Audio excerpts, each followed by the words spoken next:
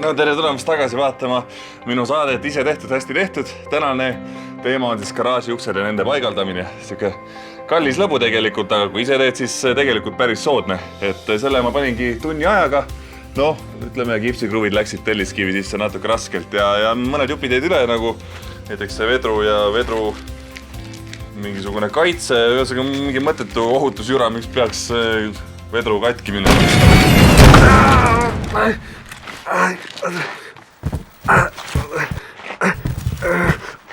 Eiki tuleb mul... Garaaži uks lase paigaldada ja hooldada pädeval spetsialistil. Ära kasuta katkist garaaži ust. Ära seisa kunagi lahtise garaaži ukse all. Miks minuga ta kõik juhtub?